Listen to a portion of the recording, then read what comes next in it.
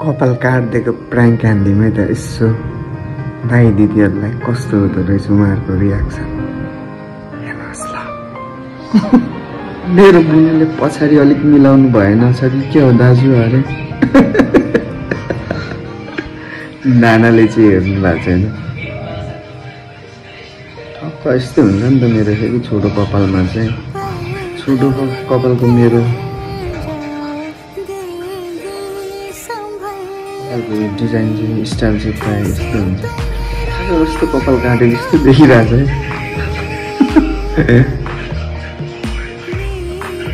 बुढुले चाहिँ पुरा लफ रियाक्ट पनि हानिदिइसकेको छ है। के लेख्दैछ त्यसले त्यहाँ हेर्नु है।